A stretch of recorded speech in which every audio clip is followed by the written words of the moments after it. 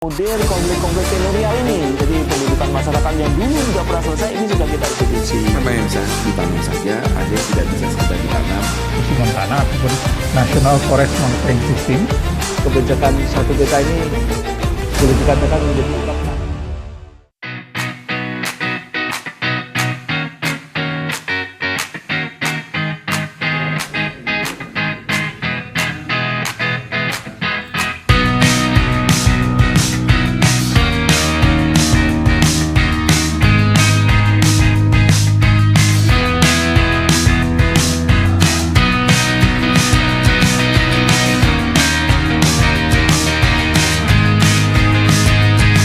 Selamat siang Sobat Plano, kembali lagi bersama kami di sini dalam acara Kalfor yang berjudul Project Board Meeting.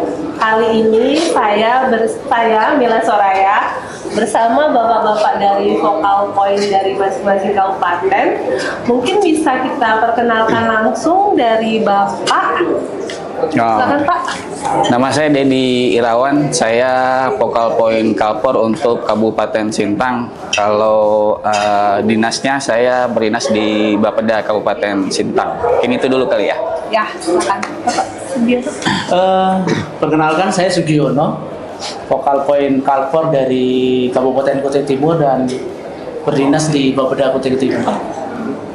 Baik, perkenalkan nama saya Sahyani, saya Focal Point dari Kabupaten Kota Waringin Barat, Provinsi Kalimantan Tengah. Saya berdinas di Dinas Lingkungan Hidup Kabupaten Kota Waringin Barat.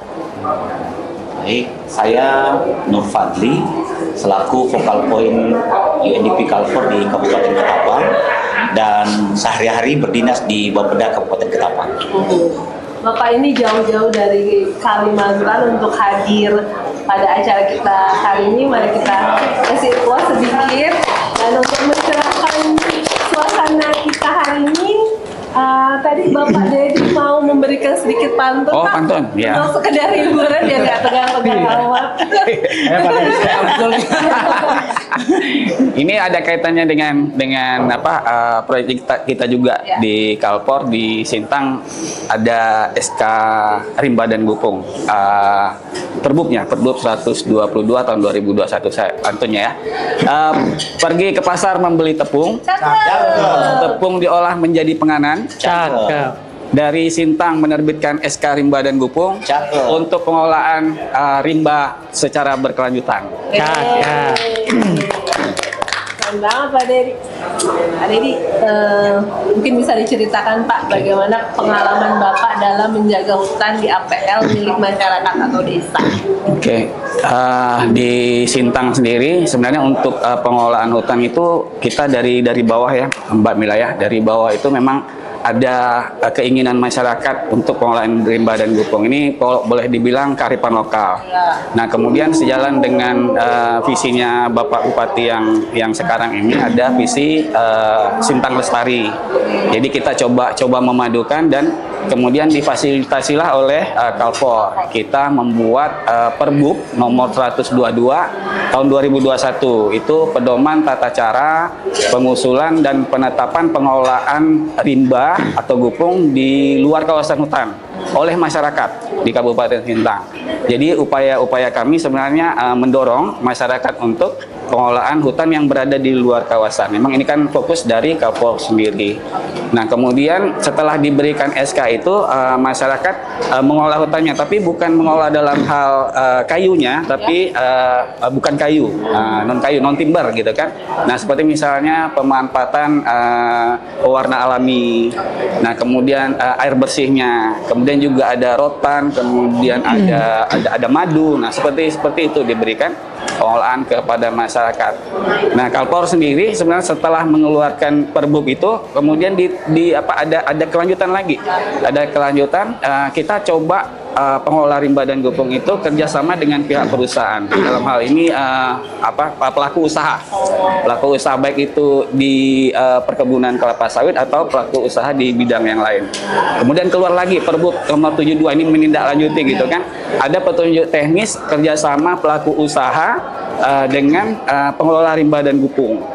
Jadi rimba dan gupung dikelola oleh masyarakat dikerjasamakan lagi dengan pihak perusahaan. Nah ini Sintang coba mengangkat kolaborasi gitu kan. Nah kolaborasi di Sintang ini sekarang sudah diperbutkan juga. Perbut keluar Perbut 41 tahun 2024 mengenai pemerintahan kolaboratif.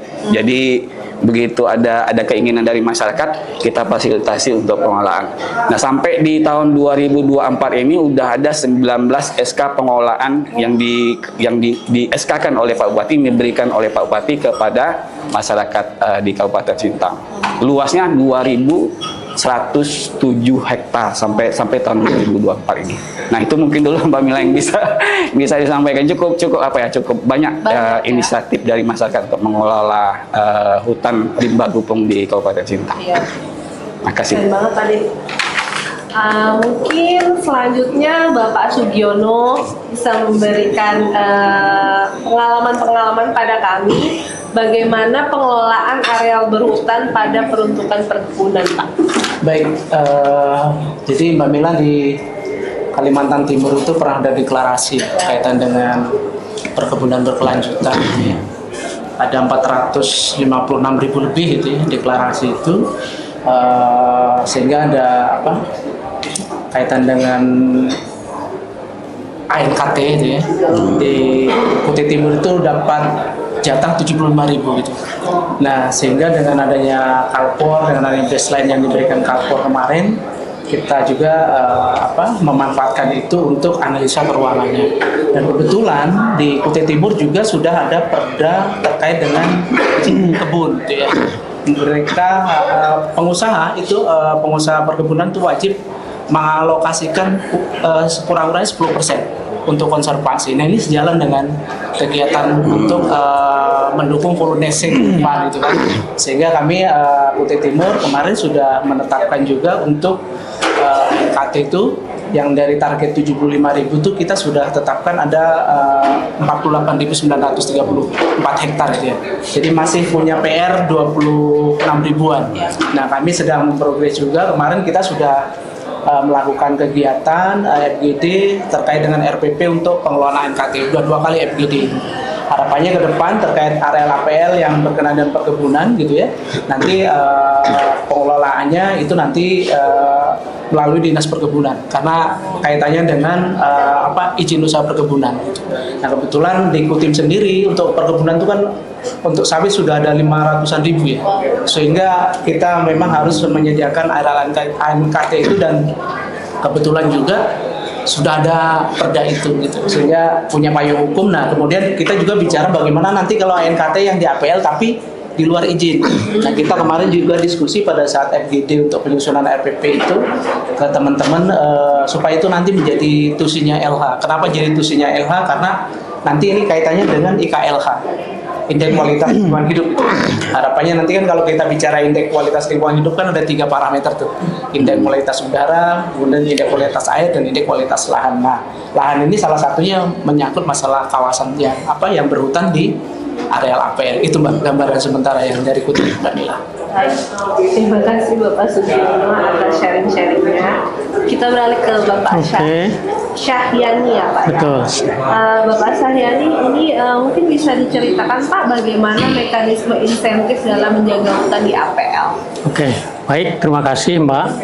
Bahwa Kabupaten Kota Waringin Barat itu merupakan salah satu dari 14 kabupaten kota di Provinsi Kalimantan Tengah dan salah satu kabupaten yang tergolong pesat pembangunannya ya. Nah, dengan pesatnya pembangunan tentu desakan terhadap pemanfaatan ruang cukup tinggi, salah satunya adalah memanfaatkan lahan-lahan di luar kawasan hutan. Nah, menariknya Kabupaten Kota Waringin Barat ini meskipun pembangunannya pesat, areal perkebunnya luas, industrinya juga banyak, tetapi masih ada masyarakat yang menjaga areal berhutan di luar kawasan. Kalau di dalam kawasan tidak ada masalah, jelas batas-batas kawasannya dan pengelolanya siapa. Tetapi kalau di luar kawasan ini tentu bagi pihak-pihak yang memang komit untuk menjaga itu tentu sangat relevan kalau kita berikan semacam insentif. Nah, banyak jenis-jenis insentif yang bisa diberikan, bisa dalam bentuk material atau uang ataupun anggaran, ya, bisa juga dalam bentuk kemudahan perizinan, dan juga bisa diberikan insentif berupa penguatan kelembagaan. Nah, Kabupaten Kota Waringin Barat dengan kebijakan kepala daerahnya dalam hal ini Bupati telah memberikan atau menetapkan sebuah regulasi di tingkat kabupaten dalam bentuk peraturan Bupati. Ya, peraturan Bupati ini nomor 19 tahun 2021 tentang penerapan alokasi anggaran kabupaten berbasis lingkungan hidup dan kehutanan. Nah, di mana peraturan Bupati ini mengatur bagaimana kabupaten memberikan insentif kepada desa-desa, ya, yang memiliki areal berhutan tadi, ya, ada sekitar 18.000 hektar, ya, areal berhutan di APL itu ada di sekitar 32 desa. Nah, jadi peraturan Bupati tentang penerapan alokasi anggaran berbasis kabupaten ini biasanya disingkat dengan Paklik. Ya, Paklik. Jadi bukan Pakle, ya, Paklik. Kalau orang Jawa mungkin, kalau orang Jawa Pakle. Nah, ini Paklik. Sebenarnya ini artinya untuk memberikan ciri saja, untuk memberikan ciri. Kalau di daerah lain atau mungkin di level nasional itu dia TANE. Transfer anggaran nasional berbasis ekologi. Kalau di provinsi, transfer anggaran provinsi berbasis ekologi TAPE. Nah, kalau kabupaten itu TAKE biasanya. Transfer anggaran kabupaten berbasis ekologi. Ya, kalau di Kota Waringin Barat kami beri nama Paklik. Nah, apa yang menjadi pointer-pointer penting dalam penilaian sehingga sebuah desa itu dapat diberikan insentif?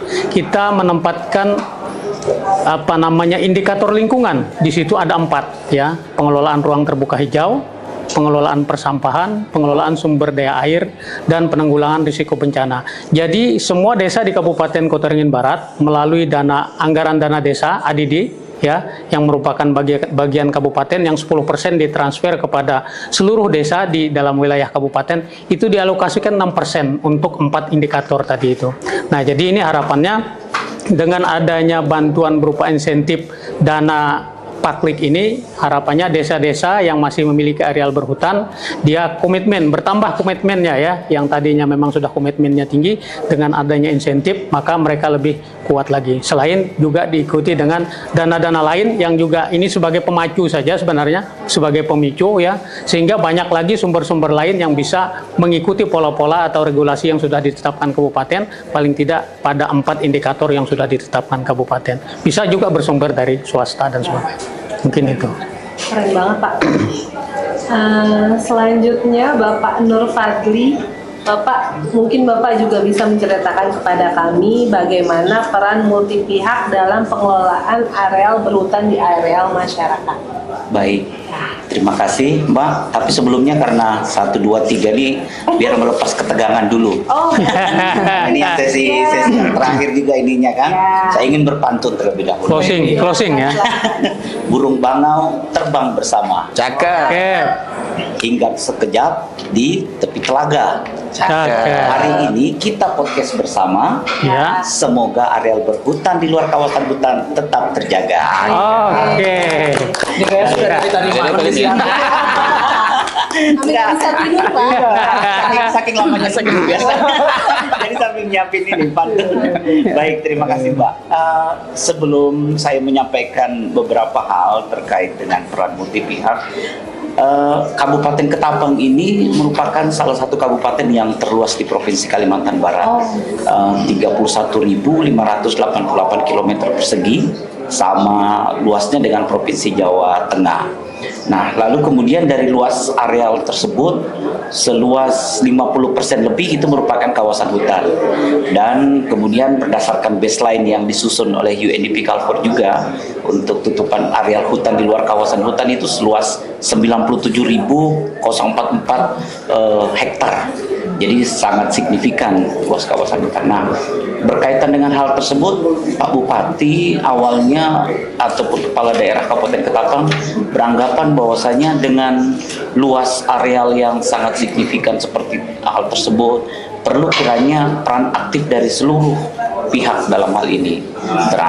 Oleh sebab itu, maka di tahun 2021, berdasarkan keputusan Bupati Ketapang nomor 188 tahun 2021, dibentuk yang namanya Sekber Pengelolaan Sumber Daya Alam Berkelanjutan, yang ini merupakan forum ataupun wadah multi pihak yang salah satunya substansi ataupun kegiatannya adalah bagaimana kira-kira mengakomodir dan memfasilitasi semua kegiatan-kegiatan ataupun isu yang berkaitan dengan pengelolaan areal berhutan di APL ataupun milik masyarakat ini.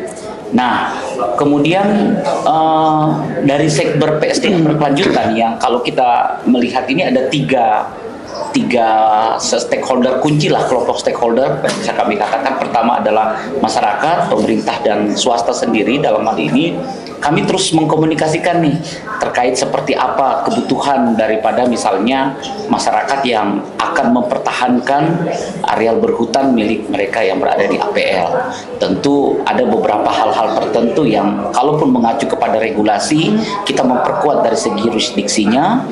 Kalaupun untuk pemenuhan misalnya keterampilan masyarakat, local champion dalam hal ini pada areal berhutan tersebut, sehingga bisa mereka bagaimana mempunyai sebuah sumber daya manusia yang bisa mengelola areal berhutan tersebut tanpa merusak fungsi ekologis daripada areal berhutan tersebut. Nah, barangkali masyarakat mempunyai keinginan seperti hal tersebut itu dikomunikasikan di dalam Sekber PSDA, sehingga Sekber PSDA kemudian mengumpulkan dan berusaha mencari solusi seperti apa kira-kira, baik itu dari aspek pembangunan, misalnya program-program pemerintah dalam hal ini, ataupun misalnya dari private sector. Barangkali mereka melalui CSR, mereka mempunyai sebuah kegiatan ataupun pendanaan yang bisa dilaksanakan untuk membantu masyarakat yang berada di areal berhutan di APL ini. Sehingga hal inilah yang kami namakan sinergisitas dalam melaksanakan pembangunan khususnya di Kabupaten Ketapang. Jadi Pak Bupati sudah merintis hal tersebut dan juga alhamdulillah dibantu dengan UNDP Calfor di tahun 2021 dalam pembentukan Sekber PSDA berkelanjutan ini. Dan Sekber ini mempunyai pertemuan rutin yang baik itu ada masalah atau tidak, tetap biasanya dalam sebulan sekali ada pertemuan-pertemuan untuk mengevaluasi berbagai hal, dan salah satunya adalah mengenai pengelolaan areal berhutan ataupun kebutuhan masyarakat di areal berhutan di luar kawasan hutan ini. Mungkin demikian dulu penyampaian sekilas lah terkait Raji.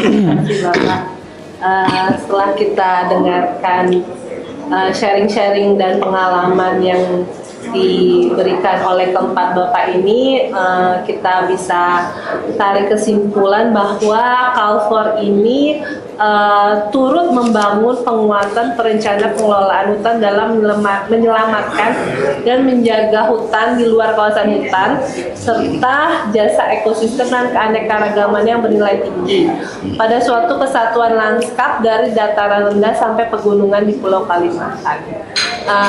Terima kasih atas bincang-bincangnya hari ini Bapak-bapak.